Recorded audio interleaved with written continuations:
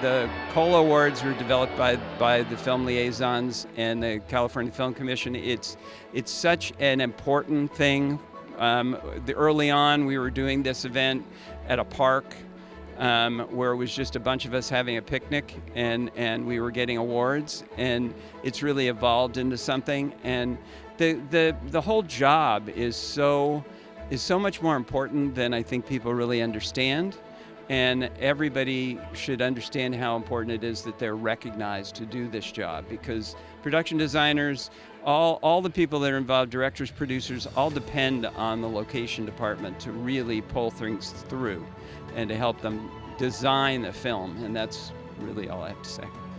Yeah, I just think that this is such an incredible event put on by incredible people for a profession that is often thankless or often not have the recognition that it deserves. And I think the fact that we're here to recognize people tonight is a really special thing. And I think it's really cool.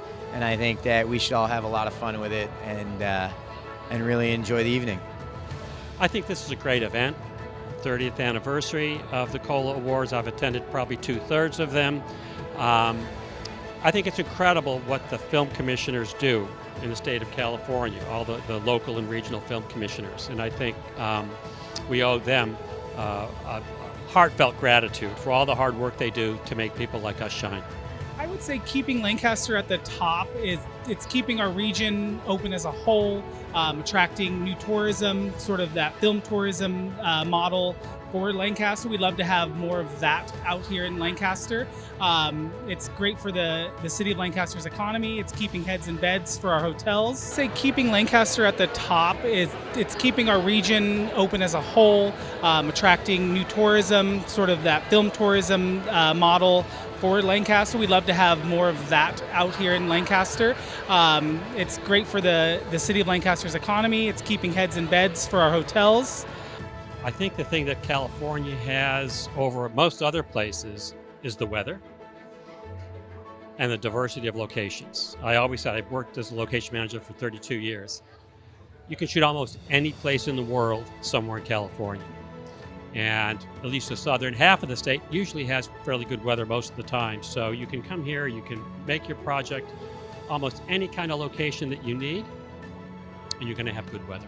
I would love to see more movies come back to LA. I mean, that's the number one question. It's like, when are we going to start to see it come back the way it was, 5 years ago or 10 years ago?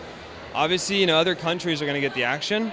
It's their tax, it's the credits. Everyone has a lot of incentives to go other places. But, the dream is that some of these movies, like, Jumanji 3, that's going to stay here and film for the tax credits. We want to bring some of those larger features back to California, put them back in our landscape, where all of us have spent our years, building all this repertoire and all this information and all these locations we know, to do what we do.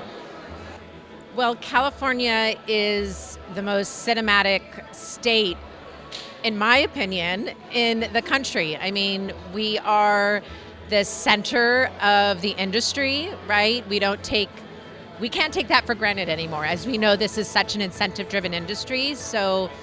And we have an incredible workforce. We have the most amazing weather and locations. I think that we have the privilege I represent San Francisco, so it's very iconic.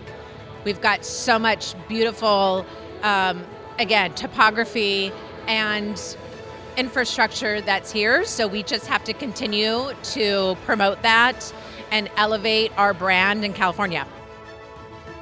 We'll see you next year. Keep filming in California. That's a wrap.